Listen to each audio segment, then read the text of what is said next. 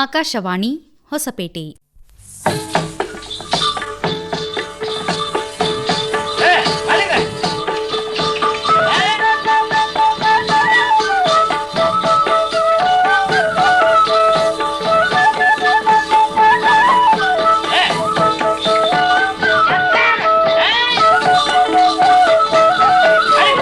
ಕೇಂದ್ರ ಕೃಷಿ ಸಹಕಾರ ಹಾಗೂ ರೈತ ಕಲ್ಯಾಣ ಮಂತ್ರಾಲಯ ಪ್ರಸ್ತುತಪಡಿಸುವ ಕಿಸಾನ್ ವಾಣಿ ಗ್ರಾಮಾಂತರಂಗ.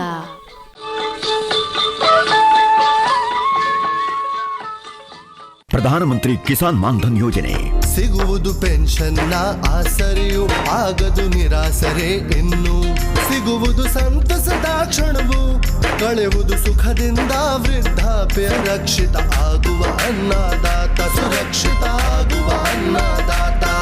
ಪ್ರಧಾನಮಂತ್ರಿ ಕಿಸಾನ್ ಮಾನ್ಧನ್ ಯೋಜನೆಯಿಂದ ಲಘು ಮತ್ತು ಸಣ್ಣ ಹಿಡುವಳಿದಾರ ರೈತರ ಭವಿಷ್ಯವಾಗುತ್ತೆ ಸುರಕ್ಷಿತ. 60 ವರ್ಷ ವಯಸ್ಸಾದ ನಂತರ 3,000 ರೂಪಾಯಿಗಳ ಮಾಸಿಕ ಪೆನ್ಷನ್ ಖಚಿತ. 55ರಿಂದ 200 ರೂಪಾಯಿಗಳ ಮಾಸಿಕ ಶುಲ್ಕ ನೀಡಿ 18ರಿಂದ 40 ವರ್ಷ ತನಕ ರೈತರು ಪ್ರವೇಶಿಸಬಹುದು. ಈ ಅಂಶದಾನ ಯೋಜನೆಯಲ್ಲಿ ಸರ್ಕಾರ ನೀಡುತ್ತದೆ ಸಮಪಾಲು ಕೊಡುಗೆ. ಎಲ್ಲ ರೈತ ಬಾಂಧವರು ಈ ಸೇವೆಯ ಪ್ರಯೋಜನಕ್ಕಾಗಿ ಜನಸೇವಾ ಕೇಂದ್ರಕ್ಕೆ ಹೋಗಿ ಉಚಿತವಾಗಿ ತಮ್ಮ ಹೆಸರನ್ನು ನೋಂದಾಯಿಸಿಕೊಳ್ಳಿ. ಪ್ರಧಾನಮಂತ್ರಿ ಕಿಸಾನ್ ಮಾನ್ಧನ್ ಯೋಜನೆ ಅನ್ನದಾತರ ಪರಿಶ್ರಮಕ್ಕಾಗಿ ಈಗ ಪೆನ್ಷನ್ನಿಂದ ಅವರ ಮನೆ ಸುರಕ್ಷಿತ. ಕೃಷಿ ಮತ್ತು ರೈತ ಕಲ್ಯಾಣ ಖಾತೆ ಭಾರತ ಸರ್ಕಾರದ ವತಿಯಿಂದ ಜನಹಿತಕ್ಕಾಗಿ ಜಾರಿ. ಇಂದಿನ ಈ ಕಾರ್ಯಕ್ರಮದಲ್ಲಿ ಮುಂಗಾರು ಹಂಗಾಮಿನ ಪೂರ್ವ ಸಿದ್ಧತೆ ಕುರಿತು ವಿಜಯನಗರ ಜಿಲ್ಲೆ ಹೊಸಪೇಟೆ ತಾಲೂಕು ಕೃಷಿ ಇಲಾಖೆಯ ಸಹಾಯಕ ನಿರ್ದೇಶಕರಾದ ಶ್ರೀ ಮನೋಹರ್ ಗೌಡ ಎಸ್ ಅವರೊಂದಿಗೆ ಸಂದರ್ಶನ ಕೇಳುವಿರಿ. ನಮಸ್ಕಾರ ರೈತ ಬಾಂಧವರೇ, ಕಿಸಾನ್ ವಾಣಿ ಗ್ರಾಮಾಂತರಂಗ ಕಾರ್ಯಕ್ರಮಕ್ಕೆ ತಮಗೆಲ್ಲ ಸ್ವಾಗತ. ಮುಂಗಾರು ಆರಂಭವಾಗ್ತಾ ಇದೆ. ಮುಂಗಾರಿನಲ್ಲಿ ಬಿತ್ತನೆಯ ಕಾರ್ಯಚಟುವಟಿಕೆಗಳಿಗೆ ರೈತರು ಏನೆಲ್ಲ ಮಾಡಿಕೊಳ್ಬೇಕಾಗಿದೆ ಅನ್ನೋದ್ರ ಬಗ್ಗೆ ಮಾಹಿತಿಯನ್ನು ಮಾಡಿಕೊಡೋದಕ್ಕೆ ನಮ್ಮ ವಿಜಯನಗರ ಜಿಲ್ಲೆಯ ಕೃಷಿ ಇಲಾಖೆಯ ಸಹಾಯಕ ನಿರ್ದೇಶಕರಾಗಿರ್ತಕ್ಕಂತಹ ಶ್ರೀಯುತ ಮನೋಹರ ಗೌಡ ಎಸ್ ಅವರು ಇವತ್ತು ನಮ್ಮ ಸ್ಟುಡಿಯೋದಲ್ಲಿದ್ದಾರೆ. ಸರ್, ತಮಗೆ ನಮ್ಮ ಈ ಕಾರ್ಯಕ್ರಮಕ್ಕೆ ಸ್ವಾಗತವನ್ನು ಬಯಸ್ತಾ ಇದ್ದೇನೆ. Thank you sir. ಸರ್, ಈಗ ಬಹಳ ಮುಖ್ಯವಾಗಿ ಮುಂಗಾರು ಶುರುವಾಗ್ತಾ ಇದೆ. ನಮ್ಮ ರೈತರು ಈ ಮುಂಗಾರು ಪೂರ್ವ ಸಿದ್ಧತೆಗಳನ್ನು ಏನೆಲ್ಲ ಮಾಡಿಕೊಳ್ಬೇಕಾಗಿದೆ ಅಂತ ರೈತ ಬಾಂಧವರಿಗೆ ಈ ಮಾಗಿ ಉಳಿಮೆ ಬಗ್ಗೆ ಮತ್ತು ಮುಂಬರುವ ಹಂಗಾಮಿನಲ್ಲಿ ನಾವು ಹೇಗೆ ಸಿದ್ಧತೆಗಳನ್ನು ಮಾಡ್ಕೋಬೇಕು ಅಂತ ಹೇಳಿ, ಮೊದಲನೇದಾಗಿ ಈಗ ಹೊಸಪೇಟೆ ತಾಲೂಕು ಭಾಗದಲ್ಲಿ ಒಂದು ಹೋಬಳಿನಲ್ಲಿ ಮಾತ್ರ ತುಂಬ ನೀರಾವರಿ ಪ್ರದೇಶ ಇದೆ, ಅಂದರೆ ಕಮಲಾಪುರದಲ್ಲಿ. ಇನ್ನು ಉಳಿದ ಈ ಬಳ್ಳಾರಿಗೆ ಹೋಗೋ ಭಾಗದಲ್ಲಿ ಖುಷ್ಕಿ ಬೇಸಾಯನೇ ಮಾಡ್ತಾ ಇದ್ದಾರೆ. ಈವನ್ ನಮ್ಮ ಮರೇನಹಳ್ಳಿ ಭಾಗದಲ್ಲಿಯೂ ಸಹ ಖುಷ್ಕಿ ಬೇಸಾಯ ಮಾಡ್ತಾ ಇದ್ದಾರೆ. ಸೊ ಅಲ್ಲಿ ನಾವು ಮುಂಗಾರು ಹಂಗಾಮಿ ಅಕ್ಕಿನ ಮುಂಚೆ ಮಾಗಿ ಉಳುಮೆ ಮಾಡಲಿಕ್ಕೆ ನಾವು ಹೇಳ್ತಾ ಇದ್ದೀವಿ.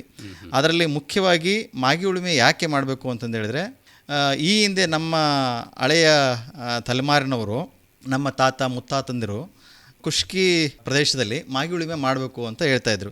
ಯಾಕೆ ಅಂದರೆ, ಒಂದು ಆ ಭಾಗದಲ್ಲಿ ರೋಗ ಬಂತು ಅಥವಾ ಯಾವುದೋ ಒಂದು ಕೀಟದ ಬಾಧೆ ಬಂತು ಅಂದರೆ ಆ ಕೀಟದ ಬಾಧೆ ತಡಿಲಿಕ್ಕೋಸ್ಕರ ಆ ಕೀಟಗಳನ್ನು ಉತ್ಪಾದನೆ ಮಾಡ್ತಕ್ಕಂಥ ಮೊಟ್ಟೆ ಏನಿರ್ತದಲ್ಲ ಅದನ್ನು ಎಕ್ಸ್ಪೋಸ್ ಮಾಡ್ತದೆ ಬಿಸಿಲಿಗೆ. ಬಿಸಿಲಿನ ಶಾಖದಿಂದ ಮೊಟ್ಟೆಗಳು ಸಹ ಸಾಯ್ತವೆ. ಇನ್ನು ನಮ್ಮಲ್ಲಿ ಈ ಬ್ಯಾಕ್ಟೀರಿಯಿಂದ ಬರ್ತಕ್ಕಂಥ ಅಥವಾ ಫಂಗಸ್ನಿಂದ ಬರ್ತಕ್ಕಂಥ ರೋಗಗಳು ಏನಾಗುತ್ತೆ, ರೋಗ ರುಜಿನ ಕಣಗಳು ಬಿಸಿಲಿಗೆ ಸಾಯ್ತವೆ. ಸೊ ಅದಕ್ಕೋಸ್ಕರ ನಾವು ಮಾಗಿ ಉಳುಮೆಯನ್ನು ಮಾಡ್ಕೋಬೇಕು ಅಂತ ಹೇಳ್ತೇವೆ. ಇನ್ನು ಉಳಿದದ್ದು ನಮ್ಮಲ್ಲಿ ಇಂದಿನ ಬೆಳೆ, ಈಗ ಸ್ಟಬಲ್ಸ್ ಆಯಿತು ಅಥವಾ ಬೇರುಗಳು ಏನು ಭೂಮಿಯ ಒಳಗೆ ಇರ್ತವೆ. ಸೊ ಅದನ್ನು ನಾವು ಎಕ್ಸ್ಪೋಸ್ ಮಾಡಿದಾಗ ಅದು ಸಹ ಎಕ್ಸ್ಪೋಸ್ ಆಗಿ ಜೊತೆಗೆ ಅದನ್ನು ತೆಗೆದಾಗ ಎಲ್ಲ ಮಣ್ಣು ನಮ್ಮ ಕ್ಲೀನ್ ಆಗ್ತದೆ ಅಂತ ಒಂದು ಉದ್ದೇಶದಿಂದ ನಾವು ಮಾಗಿ ಉಳುಮೆ ಮಾಡಬೇಕು ಅಂತ ಹೇಳ್ತೇವೆ ಸರ್. ಈ ಮಾಗಿ ಉಳುಮೆ ಮಾಡಿದ ಮೇಲೆ ನಾವು 2 ಬಾರಿ ಅರಗ್ತೇವೆ ಅಥವಾ ಸ್ವಲ್ಪ ಸ್ಟಬಲ್ಸ್ನ ಮತ್ತು ಕಳೆಗಳನ್ನು ಮತ್ತು ಬೇಕಿಲ್ದಾರ್ತಕ್ಕಂಥ ಏನು ಬೆಳೆ ಇರ್ತದಲ್ಲ ಅದನ್ನು ತೆಗೆದು ನಾವು ಹಸನು ಮಾಡ್ತೇವೆ. ಹಸನ ಆದಮೇಲೆ ನಮ್ಮ ಮೇ 15 ಅಥವಾ ಜೂನ್ 1ಕ್ಕೆ ಒಂದು 2ರಿಂದ 3 ಮಳೆ ಬರ್ತದೆ. ಸೊ ಮಳೆ ಬಂದ ಮೇಲೆ ಭೂಮಿ ತಂಪಾದ ಮೇಲೆ ನಾವು ಬಿತ್ತಲಿಕ್ಕೆ ಸ್ಟಾರ್ಟ್ ಮಾಡ್ತೇವೆ. ಸೊ ಅಲ್ಲಿವರೆಗೂ ಬಿತ್ತಲಿಕ್ಕೆ ಸ್ಟಾರ್ಟ್ ಮಾಡಬಾರ್ದು. ಅಂದರೆ ಏನಾಗುತ್ತೆ, ನಮ್ಮಲ್ಲಿ ಈ ಮಳೆ ಬಂದ ತಕ್ಷಣ ಒಂದೇ ಮಳೆಗೇನೆ ಬಿತ್ತಲಿಕ್ಕೆ ಸ್ಟಾರ್ಟ್ ಮಾಡ್ಬಿಡ್ತಾರೆ. ಪೂರ್ಣವಾಗಿ ತೇವಾಂಶ ಬಂದಿರಲ್ಲ. ಪೂರ್ಣ ತೇವಾಂಶ ಬರೋದು ಯಾವಾಗ ಅಂತಂದು ಹೇಳಿದ್ರೆ 2ರಿಂದ 3 ಮಳೆ ಆಗಬೇಕು. ಆದಾಗ ಮಾತ್ರ ನಮ್ಮ ಮಣ್ಣಲ್ಲಿ ತೇವಾಂಶ ಇದ್ದಾಗ ಬೀಜಗಳನ್ನು ನಾವು ಹಾಕಿದಾಗ ಬೀಜ ಮೊಳಕೆ ಹೊಡಿತದೆ, ಸರಿಯಾಗಿ ಮೊಳಕೆ ಸರಿ ಮೊಳಕೆ ಹೊಡಿತದೆ. ಸೊ ಭೂಮಿ ತೇವಾಂಶವನ್ನು ಹೊಂದಿಟ್ಕೊಳ್ಳೋದು ಬಹಳ ಮುಖ್ಯ. ಭಾಳ ಮುಖ್ಯ. ಹಾಗಾಗಿ ಒಂದು ಮಳೆ ಬಂದ ಕೂಡಲೇ ಬಿತ್ತನೆ ಕಾರ್ಯಕ್ಕೆ ಮುಂದಾಗಬಾರ್ದು ಅಂತಕ್ಕಂಥದ್ದು. ಎಸ್. ಸೊ ಮಾಗಿ ಉಳುಮೆ ಮಾಡಿಕೊಂಡು ಅದರಿಂದ ನೆಲದೊಳಗಡೆ ಇರ್ತಕ್ಕಂಥ ಬೇರೆ ಬೇರೆ ಕೀಟಗಳು, ಬೇರೆ ಬೇರೆ ಬ್ಯಾಕ್ಟೀರಿಯಾಗಳು, ಮೊಟ್ಟೆಗಳು, ಸೊ ಅವೆಲ್ಲವೂ ಸಹಿತ ಬಿಸಿಲಿಗೆ ನಾಶವಾಗ್ತವೆ. ನಂತರದಲ್ಲಿ ಮಳೆ ಬಂದ ಮೇಲೆ 1-2-3 ಮಳೆ ಆದಮೇಲೆ ಬಿತ್ತನೆಗೆ ಶುರುವಾಗಬೇಕು ಅನ್ನುವಂಥದ್ದು ತಾವು ಹೇಳ್ತಾ ಇದ್ದೀರಿ. ಎಸ್. ಒಳ್ಳೆಯ ಸರ್, ರೈತರು ಆ ರೀತಿ ಮಾಡೋದು ಸೂಕ್ತ ಅಂತ. ಮಾಗಿ ಉಳುಮೆ ಆದ ಬಳಿಕ ಆರಗಿ ನಾವು ಹಸನ ಮಾಡಿದ ಬಳಿಕ ಒಂದು ಕೊಟ್ಟಿಗೆ ಗೊಬ್ಬರವನ್ನು ಸಹ ನಾವು ಹಾಕಬೇಕಾಗ್ತದೆ. ಓಹೋ. ಕೊಟ್ಟಿಗೆ ಗೊಬ್ಬರನ್ನ ಆ ಕೊಟ್ಟಿಗೆ ಗೊಬ್ಬರ ಬರೀ ಜಸ್ಟ್ ಹಾಕೋದಲ್ಲ, ನಮ್ಮ ಮಣ್ಣಿನ ಜೊತೆಗೆ ಬೆರೆಸಬೇಕು. ಅದೇ ಮಣ್ಣಿನ ಜೊತೆ ಬೆರೆಸಿದಾಗ ಮಾತ್ರ ನಮಗೆ ಏನು ಆ ಗೊಬ್ಬರ ಹಾಕಿದ್ದು ಉಪಯೋಗ ಆಗ್ತದೆ. ಯಾಕೆ ಅಂತಂದು ಹೇಳಿದ್ರೆ ಬಿಸಿಲಿದ್ದಾಗ ಗೊಬ್ಬರ ಹಾಕಿದ್ದು ಬಿಸಿಲಿನ ಶಾಖಕ್ಕೆ ಆವಿಯಾಗಿ ಹೋಗ್ಬಿಡ್ತದೆ. ಸೊ ಅದಕ್ಕೋಸ್ಕರ ನಾವು ಕೊಟ್ಟಿಗೆ ಗೊಬ್ಬರವನ್ನು ಹಾಕಿ ಅದನ್ನು ಮಣ್ಣಿನಲ್ಲಿ ಬೆರೆಸಬೇಕು. ಅದು ತುಂಬ ಮುಖ್ಯವಾದ. ರೈತರು ಸಾಮಾನ್ಯವಾಗಿ ತಿಪ್ಪೆ ಗೊಬ್ಬರ ಎಲ್ಲ ಹಾಕಿಕೊಂಡಿರ್ತಾರೆ, ಅದನ್ನೆಲ್ಲ ಹಿಂಗೆ ಚೆಲ್ಲೋದು ಇದೆಲ್ಲ ಕೆಲಸ ಮಾಡ್ತಿರ್ತಾರೆ. ಬಟ್ ಅದನ್ನ ಮಣ್ಣಲ್ಲಿ ಬೆರೆಸಬೇಕು. ಹೌದು. ಮಾಗಿ ಉಳುಮೆ ನಂತರದಲ್ಲಿ ಬೆರೆಸಬೇಕು. ಅದಾದಮೇಲೆ ಒಂದ್ಸಲ ಅರಗಬೇಕು. ಅರಗಿದ ಮೇಲೆ ನಮ್ದು ಹಸನ ಆಗ್ತದೆ. ಸೊ ಹಸನ ಆದಮೇಲೆ ನಮಗೆ ಭೂಮಿ ಬೀಜ ಬಿತ್ತಲಿಕ್ಕೆ ನಮಗೆ ತಯಾರಾಗೈತಿ ಅಂತ ಅರ್ಥ. ಕೊಟ್ಟಿಗೆ ಗೊಬ್ಬರ ಒಂದ್ಸಲ ಕೊಡಬೇಕು. ಇದಲ್ಲದೆ ಬೇರೆ ಏನಾದರೂ ಗೊಬ್ಬರ ಈ ಸಂದರ್ಭದಲ್ಲಿ ಕೊಡೋದಿರ್ತದೆ? ಕೊಟ್ಟಿಗೆ ಗೊಬ್ಬರ ಸಾಕು ಅನ್ಸುತ್ತೆ. ಸಾಕು, ಕೊಟ್ಟಿಗೆ ಗೊಬ್ಬರ ಸಾಕು. ಅಂದರೆ ಬೀಜ ಬಿತ್ತೋಕೆ ಮುಂಚೆ ಕೊಟ್ಟಿಗೆ ಗೊಬ್ಬರ ಸಾಕು. ಸರ್, ಬಿತ್ತನೆಗೆ ಮುಖ್ಯವಾಗಿ ರೈತರಿಗೆ ಬೀಜಗಳು ಬೇಕಾಗ್ತದೆ. ಈಗ ನಿಮ್ಮ ಇಲಾಖೆಯ ಕಚೇರಿಯ ವ್ಯಾಪ್ತಿಯ ಒಳಗಡೆಗೆ ಯಾವೆಲ್ಲ ಬೆಳೆಗಳು ಗುರಿ ಉದ್ದೇಶಗಳನ್ನು ಹೊಂದಿದ್ದಾರೆ, ಏನೆಲ್ಲ ಬಿತ್ತನೆ ಆಗ್ತದೆ ಅಂತ ನಿಮ್ಮ ಇಲಾಖೆ ಹೇಳ್ತದೆ? ನಮ್ಮಲ್ಲಿ ಈಗ 2026-27ನೇ ಸಾಲಿನ ಮುಂಗಾರಿನ ಹಂಗಾಮಿನಲ್ಲಿ ಕೃಷಿ ಇಲಾಖೆ ಮೂಲಕ ರಿಯಾಯಿತಿ ದರದಲ್ಲಿ ಬಿತ್ತನೆ ಬೀಜಗಳನ್ನು ನಾವು ವಿತರಣೆ ಮಾಡ್ತೇವೆ. ಅದರಲ್ಲಿ ಮುಂಗಾರಿನಲ್ಲಿ ನಾವು ಭತ್ತ, ರಾಗಿ, ಸಜ್ಜೆ, ತೃಣಧಾನ್ಯಗಳು, ತೊಗರಿ, ಅವರೆ, ಮೆಕ್ಕೆಜೋಳ ಆಯಿತು, ಶೇಂಗಾ, ಸೋಯಾ ಅವರೆ, ಈ ಥರದ ಎಲ್ಲ ಒಂದು ಧಾನ್ಯಗಳನ್ನು ಇಲಾಖೆ ಮೂಲಕ ರಿಯಾಯಿತಿ ದರದಲ್ಲಿ ನಾವು ಸಂಗ್ರಹಣೆ ಮಾಡಿ ಅವುಗಳನ್ನು ನಾವು ವಿತರಣೆ ಮಾಡ್ತೇವೆ. ರೈತರಿಗೆ ವಿತರಣೆ ಮಾಡ್ತೇವೆ. ಎಲ್ಲೆಲ್ಲಿ ಪಡ್ಕೊಳ್ಳಿಕ್ಕೆ ಸಾಧ್ಯತೆ ಸರ್? ನಮ್ಮ ರೈತ ಸಂಪರ್ಕ ಕೇಂದ್ರಗಳಲ್ಲಿ ನಾವು ವಿತರಣೆ ಮಾಡಲಿಕ್ಕೆ ನಾವು ರೆಡಿ ಮಾಡ್ಕೊಂಡಿದ್ದೀವಿ. ಇನ್ನು ಕೆಲವೊಂದು ಭಾಗದಲ್ಲಿ ಈಗ ನಾವು ನಮ್ಮ ಹೊಸಪೇಟೆ ತಾಲೂಕಿನಲ್ಲೇ ದೊಡ್ಡ ಹೋಬಳಿ ಇದ್ದರೆ ಆ ಅಡಿಷ್ನಲ್ ಸೆಂಟರ್ಸ್ನೂ ಸಹ ಮಾಡಿದ್ದೀವಿ. ಅಲ್ಲೇನು ಹೋಬಳಿ ಕೇಂದ್ರ ಇರೋದಿಲ್ಲ, ಆದರೆ ಆ ಒಂದು ಅಡಿಷನಲ್ ಸೆಂಟರ್ಸ್ನ ನಾವೇನು ಮಾಡ್ತೀವಿ, 2-3 ತಿಂಗಳು ಬಾಡಿಗೆ ಆಧಾರದಲ್ಲಿ ಪಡೆದು ರೈತರಿಗೆ ಅನುಕೂಲ ಆಗಬೇಕು ಅನ್ನೋ ಒಂದು ದೃಷ್ಟಿಯಿಂದ ಅಲ್ಲಿ ನಮ್ಮ ಇಲಾಖೆ ಸಿಬ್ಬಂದಿಗಳು ಇರ್ತಾರೆ. ಅಲ್ಲಿ ಬೀಜಗಳನ್ನು ನಾವಿಟ್ಟು ಮಾರಾಟ ಮಾಡ್ತೇವೆ. ಇದು ಕೆಲವು ಹೋಬಳಿಗಳು ದೊಡ್ಡದಿರ್ತದೆ. ಈಗ ನಮ್ಮಲ್ಲಿ ಕಮಲಾಪುರ ಹೋಬಳಿ, ಕಮಲಾಪುರಕ್ಕೆ ಹೋಗ್ಲಿಕ್ಕೆ ಈ ಧರ್ಮಸಾಗರ, ಬೈಲುದ್ದಿಗೇರಿ ಗ್ರಾಮದವರು ಆಗೋದಿಲ್ಲ. ಅದಕ್ಕೋಸ್ಕರ ನಾವು ಬೈಲುದ್ದಿಗೇರಿ ಗ್ರಾಮದಲ್ಲಿ ಇನ್ನೊಂದು ಸೆಂಟರ್ಸ್ನ ಓಪನ್ ಮಾಡ್ತೀವಿ. ಸೊ ಈ ಥರ ಇದೆ. ಇಲ್ಲಿ ನಾವು ಮುಖ್ಯವಾಗಿ ಮೇ 1ಕ್ಕೆ 1-2ಕ್ಕೆ ಆಗಿ ಹುಣ್ಣಿಮೆ ಇರೋದ್ರಿಂದ ಏನು ಮಾಡ್ತಾರೆ, ನಮ್ಮ ಈ ಭಾಗದ ರೈತರು ಆಗಿ ಹುಣ್ಣಿಮೆಗೆ ಭತ್ತದ ಅಗಿಗಳನ್ನು ಹಾಕ್ಲಿಕ್ಕೆ ಸ್ಟಾರ್ಟ್ ಮಾಡ್ತಾರೆ. ಸೊ ಅದಕ್ಕೋಸ್ಕರ ಈಗ ನಾವು ಭತ್ತದ ಬೀಜಗಳನ್ನು ಸಂಗ್ರಹಣೆ ಮಾಡ್ಕೊಂಡಿದ್ದೀವಿ. ಅದು ಮುಖ್ಯವಾಗಿ ಇಲ್ಲಿ ನಮ್ಮಲ್ಲಿ ಭತ್ತದ ಬೀಜಗಳಲ್ಲಿ ಅಭಿಲಾಷ್ ಅಂತ ಇದೆ, BPT 5204 ಅಂತ ಇದೆ, ಆಮೇಲೆ ಇಂಟಾನ್ ಇದೆ, IR64 ಮತ್ತು MTU 1010, RNR ತಳಿಗಳು ಹೆಚ್ಚು ಇಲ್ಲಿ ಪ್ರಚಲಿತವಿದೆ. ಮುಖ್ಯವಾಗಿ ಈ ಭಾಗದ ರೈತರು MTU 1010 ಅಂದರೆ 10-10 ಅಂತ ಹೇಳ್ತಾರೆ ಇಲ್ಲಿ ಆಡು ಭಾಷೆಯಲ್ಲಿ. ಆ ಒಂದು ಬೀಜಗಳನ್ನು ತರಿಸ್ಕೊಳ್ಳಿಕ್ಕೆ ನಮಗೆ ಹೆಚ್ಚು ಬೇಡಿಕೆ ಇದೆ. ಆ ಬೀಜಗಳನ್ನು ಈಗಾಗಲೇ ನಾವು ಸಂಗ್ರಹಣೆ ಮಾಡಿಕೊಂಡಿದ್ದೇವೆ. ಇವತ್ತಿನಿಂದ ಈಗಾಗಲೇ ನಾವು ಕೊಡ್ಲಿಕ್ಕೆ ಸ್ಟಾರ್ಟ್ ಮಾಡಿದ್ವಿ. ಸರ್, ಬಿತ್ತನೆ ಬೀಜ ವಿತರಣೆಗೆ ತಾವೆಲ್ಲರೂ ಸಿದ್ಧತೆ ಮಾಡ್ಕೊಂಡಿದ್ದೀರಿ. ರಿಯಾಯಿತಿ ದರದಲ್ಲಿ ರೈತರಿಗೆ ಇವೆಲ್ಲವೂ ಸೌಲಭ್ಯಗಳು ಸಿಗ್ತಾ ಇದ್ದಾವೆ ಅಂತಕ್ಕಂಥದ್ದು.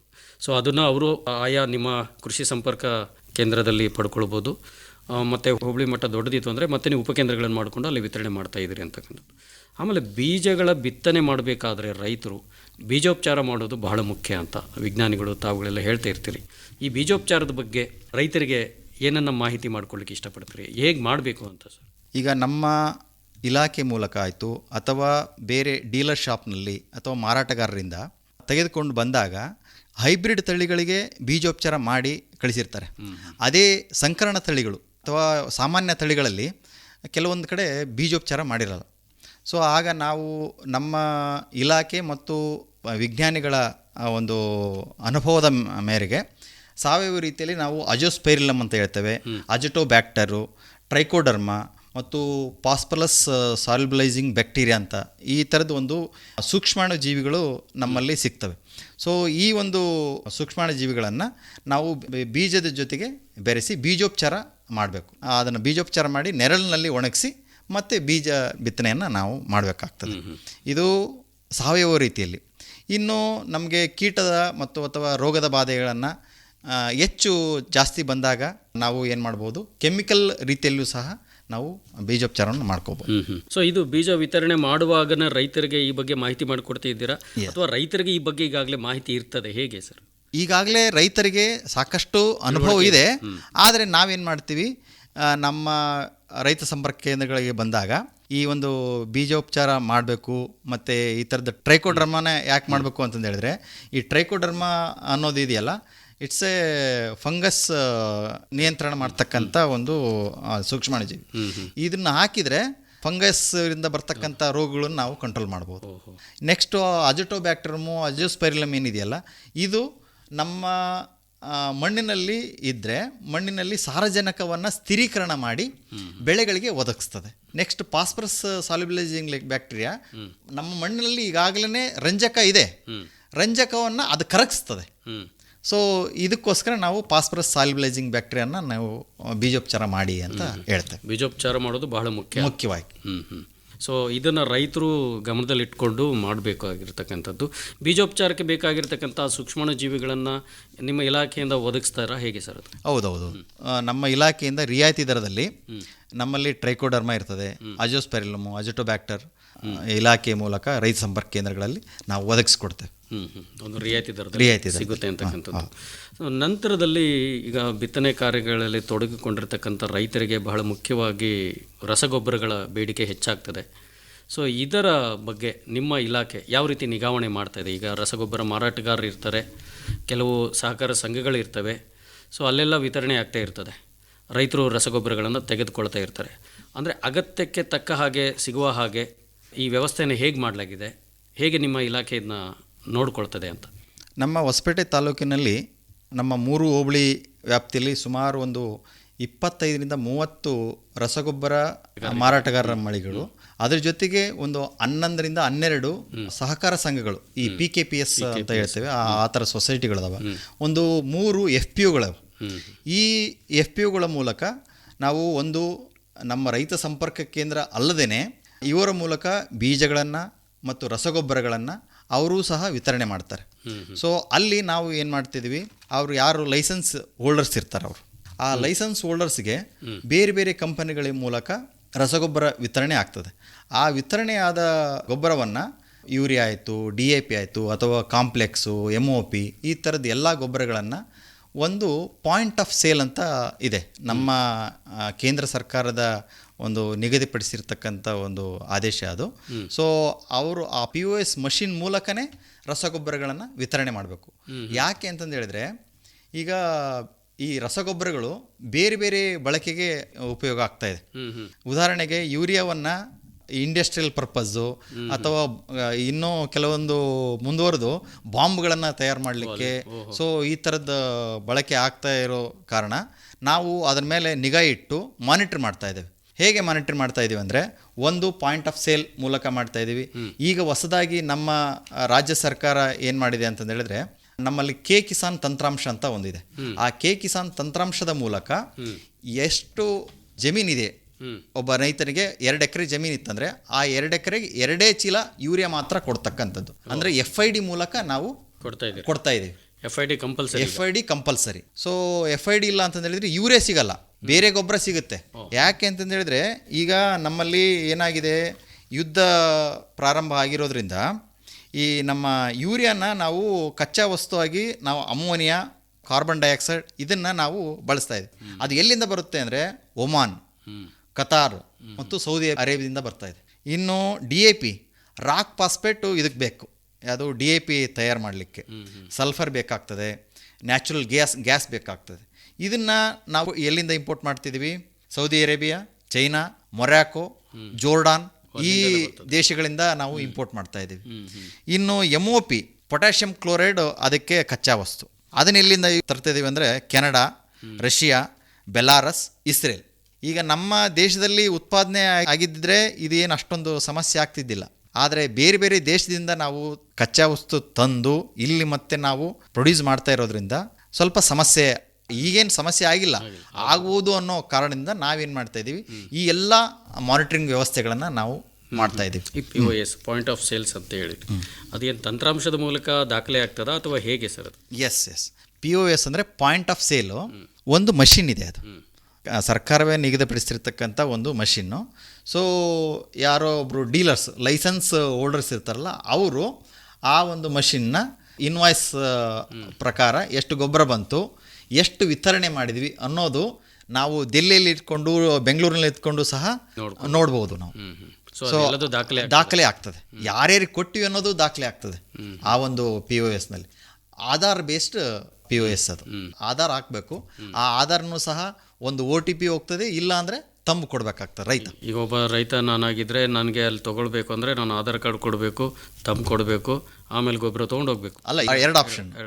ಫೋನ್ ನಂಬರ್ಗೆ OTP ಹೋಗುತ್ತೆ, ಇಲ್ಲ ಒಂದು ತಂಬು ಕೊಡಬೇಕಾಗ್ತದೆ. ಕೆಲವೊಂದು ಟೈಮ್ನಲ್ಲಿ ಅದೇ ರೈತ ಬರಲ್ಲ, ಆಧಾರ್ ತೊಗೊಂಬಂದಿರ್ತಾರೆ, ಮಕ್ಕಳು ಬಂದಿರ್ತಾರೆ ಅಥವಾ ಯಾರೋ ಸಂಬಂಧಿಕರು ಬಂದಿರ್ತಾರೆ. ಸೊ OTP ಹೋಗ್ತದೆ, ಅವ್ರಿಗೆ ಕೊಡ್ಲಿಕ್ಕಾಗ್ತದೆ. ಇನ್ನು ಯೂರಿಯಾ ಸ್ವಲ್ಪ ನಮ್ಮಲ್ಲಿ ಶಾರ್ಟೇಜ್ ಆಗೋ ಸಂಭವ ಇರೋದ್ರಿಂದ ಮೇಲಾಗಿ ಈ ಯೂರಿಯಾಕ್ಕೆ ತುಂಬ ಸಬ್ಸಿಡಿ ಇದೆ. ಒಂದು ಚೀಲಕ್ಕೆ 2300 ಚಿಲ್ಲರೆ ಇದೆ ಒಂದು ಯೂರಿಯಾ ಚೀಲ ಗೊಬ್ಬರಕ್ಕೆ. ಬಟ್ ನಾವು ಕೊಡ್ತಾ ಇರತಕ್ಕಂಥದ್ದು ರೈತನಿಗೆ 266 ರೂಪಾಯಿ ರೇಟ್. ಅಂದರೆ ಅಷ್ಟು ಸಬ್ಸಿಡಿನಲ್ಲಿ ನಾವು ಕೊಡ್ತಾ ಇರೋದು. ಸೊ ಅದಕ್ಕೆ ರೈತರು ಮುಗಿಬಿದ್ದು ಯೂರಿಯಾನ ಜಾಸ್ತಿ ತೊಗೊಳ್ತಾರೆ. ನಮ್ಮಲ್ಲಿ ರೆಕಮೆಂಡೇಶನ್ ಡೋಸಸ್ಸು 4:2:1, ಅಂದರೆ 4 ಅಂಶ ಸಾರಜನಕ ಹಾಕಿದರೆ 2 ಅಂಶ ಫಾಸ್ಫರಸ್ ಅಂಶ ಹಾಕಬೇಕು, 1 ಅಂಶ ಪೊಟ್ಯಾಶ್ ಹಾಕಬೇಕು. ಆದರೆ ಈಗ ನಮ್ಮ ಮತ್ತು ಸೈಂಟಿಸ್ಟ್ಗಳ ಅನುಭವದ ಮೇಲೆ 17 ಅಂಶ ಸಾರಜನಕ, 8 ಅಂಶ ಫಾಸ್ಫರಸ್ಸು, ಪೊಟ್ಯಾಶು ಬರೀ 1 ಅಂಶ. ಅಂದರೆ ಭಾಳ ಕಡಿಮೆ ಆಗ್ತಾ ಇದೀವಿ ನಾವು ಪೊಟ್ಯಾಶು ಮತ್ತು ಫಾಸ್ಫರಸ್ಸನ್ನು. ಅದೇ ಸಾರಜನಕನ ಜಾಸ್ತಿ ಆಗ್ತಾ ಇರೋದ್ರಿಂದ ರೋಗ ಮತ್ತು ಕೀಟಗಳ ಬಾಧೆ ಜಾಸ್ತಿ ಆಗೋದ್ರಿಂದ ನಾವು ಯೂರಿಯಾ ಅಂಶವನ್ನು ಕಡಿಮೆ ಮಾಡಬೇಕು ಅನ್ನೋ ಒಂದು ಉದ್ದೇಶದಿಂದ ಈಗ ನಾವು ಈ ಥರ ಮ್ಯಾನೇಜ್ ಮಾಡ್ತಾ ಇದ್ದೀವಿ. ಈ ಥರದ ಒಂದು ತಿಳುವಳಿಕೆ ರೈತರಿಗೆ ಸಿಗ್ತಾ ಇಲ್ವಾ, ಅಥವಾ ಯಾವ ಉದ್ದೇಶಕ್ಕೆ ಹೆಚ್ಚು ತಗೊಳ್ತಾರೆ ರೈತರು? ಅಂದರೆ ಅದು ಅಗತ್ಯ ಇದ್ದರೂ ಇಲ್ಲದೇನೂ ಯೂರಿಯಾದ ಬೇಡಿಕೆಗೆ ಯಾಕೆ ಮುಂದಾಗ್ತಾರೆ ಅಂತ? ಸರ್, ಈಗ ಆ್ಯಕ್ಚುಲಿ ರೈತರಿಗೆ ಗೊತ್ತಿದೆ, ಯೂರಿಯಾನ ನಾವು ಹಾಕಿದಾಗ ಅದು ಒಮ್ಮೆಗೆ ಬೆಳೀತದೆ, ಕಪ್ಪು ಕಾಣ್ತದೆ, ಗ್ರೀನರಿ ಕಾಣುತ್ತೆ ನಮ್ಮ ಬೆಳೆ, ಅಂದರೆ ಚೆಂದ ಕಾಣುತ್ತೆ, ಬೆಳೆ ಚೆನ್ನಾಗಿ ಬರ್ತದೆ. ಆದರೆ ಫಾಸ್ಫರಸ್ಸು ಮತ್ತು ಪೊಟ್ಯಾಶ್ ಹಾಕದೇ ಇದ್ದರೆ ದಪ್ಪ ಕಾಳು ಬರೋದಿಲ್ಲ, ಮತ್ತೆ ಹುಲುಸಾಗಿ ಬೆಳೆಯೋದಿಲ್ಲ, ಮತ್ತೆ ನ್ಯೂಟ್ರಿಟಿವ್ ವ್ಯಾಲ್ಯೂ ಇರೋದಿಲ್ಲ, ಜೊತೆಗೆ ಪ್ರೊಡಕ್ಟಿವಿಟಿ ಕಡಿಮೆ ಆಗ್ತದೆ. ಬರೀ ಯೂರಿಯಾ ಹಾಕಿದಾಗ ರೋಗ ಮತ್ತು ಕೀಟದ ಬಾಧೆಗಳು ಹೆಚ್ಚಾಗ್ತವೆ. ಅದಕ್ಕೋಸ್ಕರ ನಾವು ಯೂರಿಯಾನ ಕಡಿಮೆ ಮಾಡತಕ್ಕಂಥದ್ದು, ಫಾಸ್ಫರಸ್ಸು ಮತ್ತು ಪೊಟ್ಯಾಷನ್ನ ಹೆಚ್ಚು ಮಾಡಬೇಕು, ಸೂಕ್ಷ್ಮ ಪೋಷಕಾಂಶಗಳನ್ನು ಸಹ ಹೆಚ್ಚು ಮಾಡಬೇಕು ಅನ್ನೋ ಒಂದು POS ಮೂಲಕ ಸಾಧ್ಯವಾಗ್ತದೆ ಅಂತ.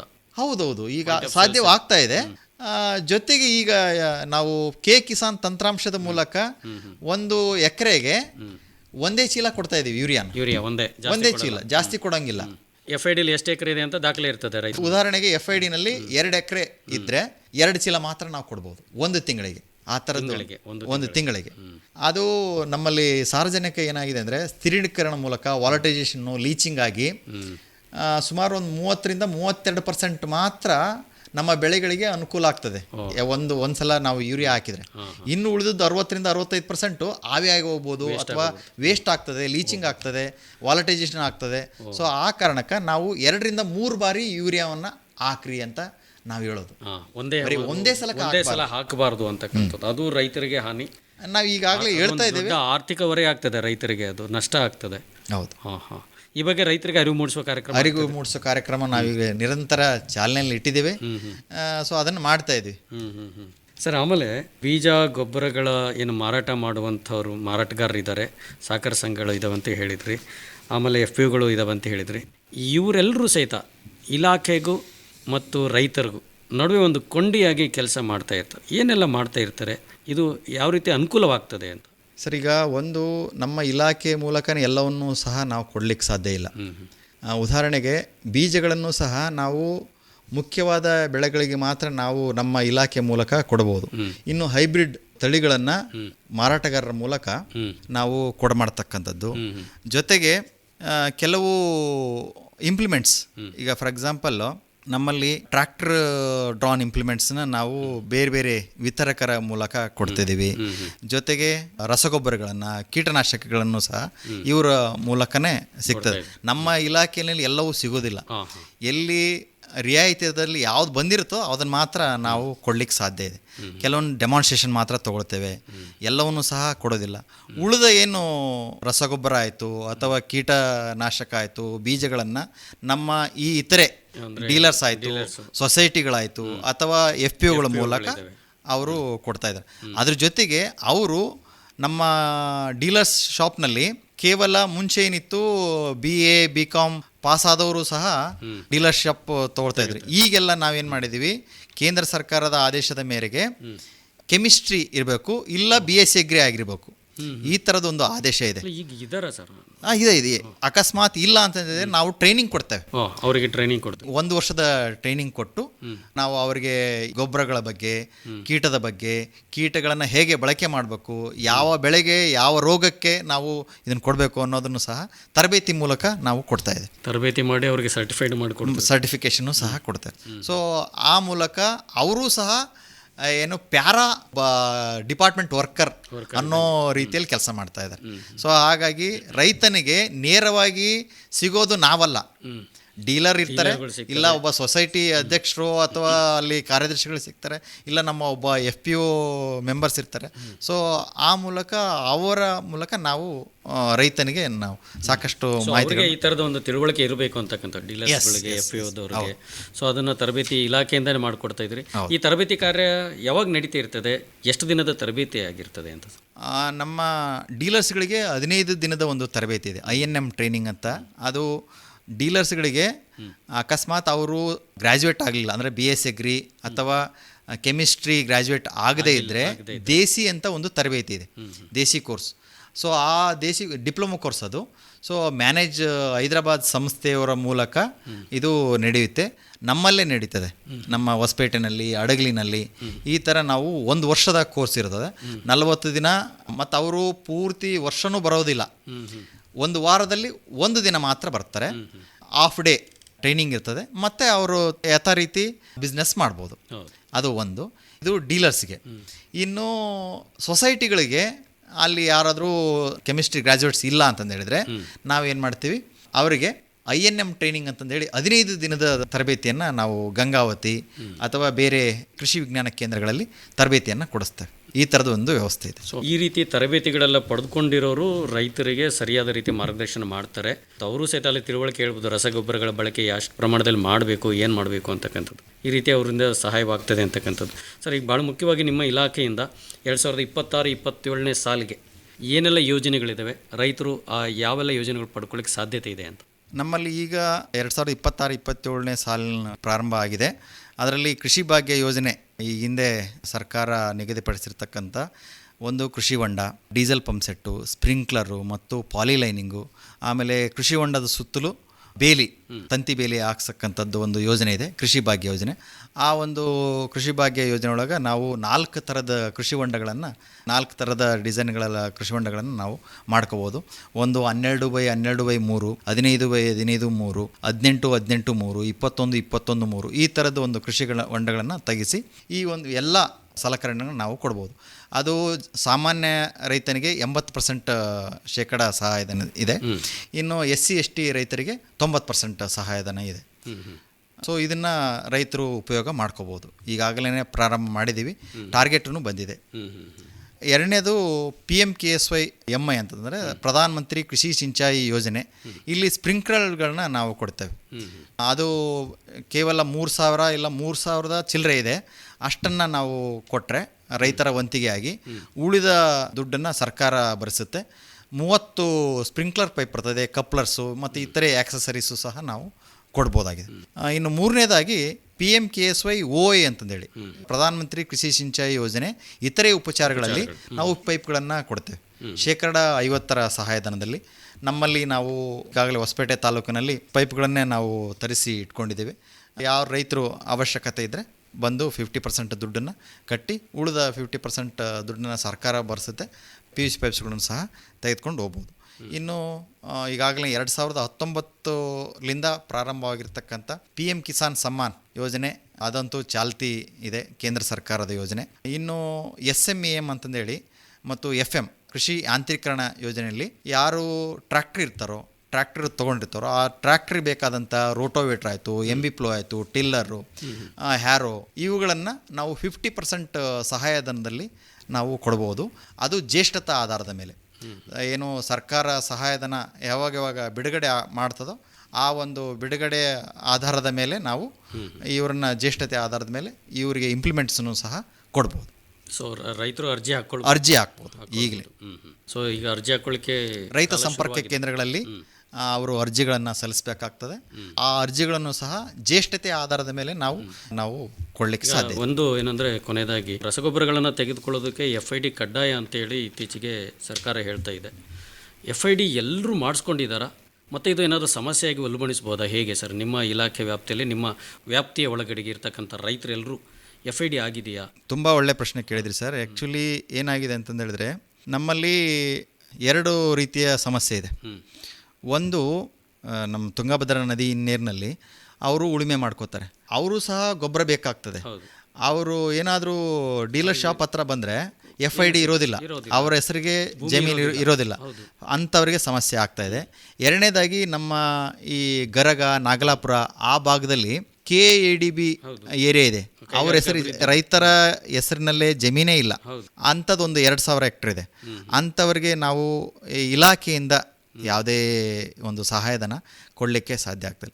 ಇನ್ನು FID ಮಾಡಿಸ್ದೇ ಇರ್ತಕ್ಕಂಥ ಹೆಂಗಂದರೆ, ಈಗ ಅಜ್ಜ ಅಥವಾ ಅವ್ರ ಮುತ್ತಾತ ಅವ್ರನ್ನ ಹೆಸರಿನಲ್ಲಿ ಇರ್ತದೆ, ಅವ್ರಾಗಲೇ ಪೋತಿ ಸಮಸ್ಯೆ ಆಗಿ ಈವನ್ ತಂದೆ ಹೆಸರಿನಲ್ಲಿ ಇರೋದಿಲ್ಲ.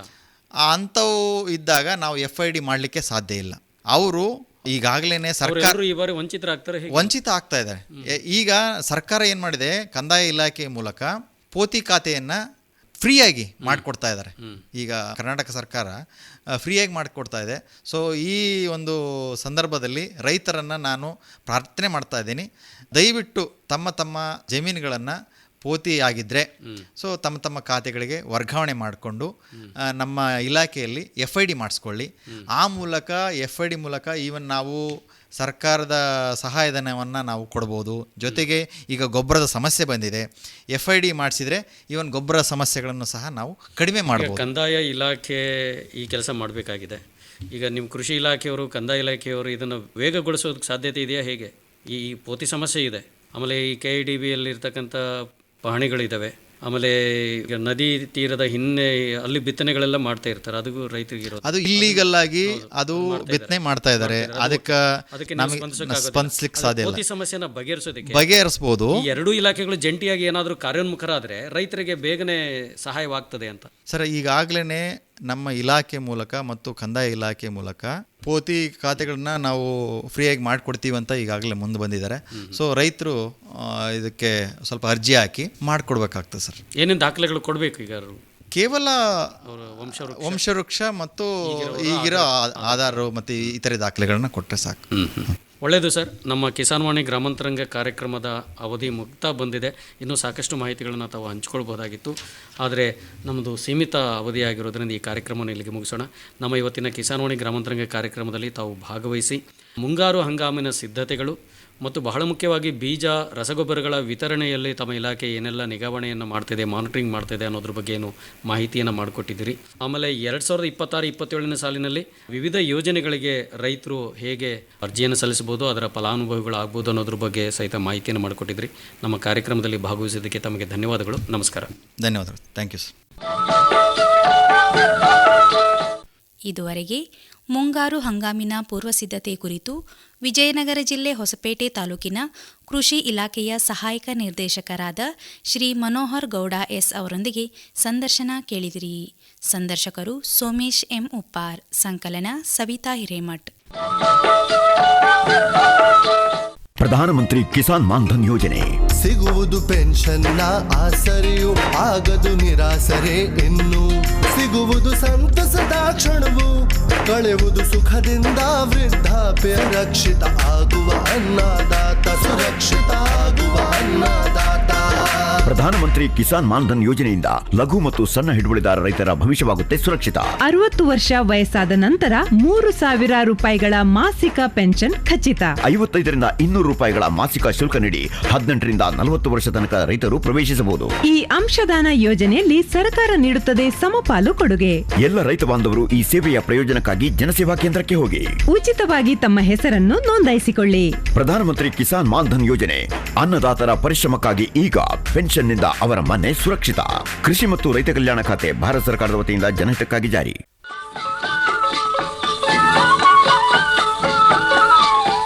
ಕರಿಯತ್ತ ಕಾಳಿಂಗ ಕರಿಯತ್ತ ಮಾಲಿಂಗ ಸರಸರ ರತ್ನ ಕಾಲಂದು ಹರಳು. ಇದುವರೆಗೆ ಕೇಂದ್ರ ಕೃಷಿ ಸಹಕಾರ ಹಾಗೂ ರೈತ ಕಲ್ಯಾಣ ಮಂತ್ರಾಲಯ ಪ್ರಸ್ತುತಪಡಿಸುವ ಕಿಸಾನ್ ವಾಣಿ ಗ್ರಾಮಾಂತರಂಗ ಪ್ರಸಾರವಾಯಿತು.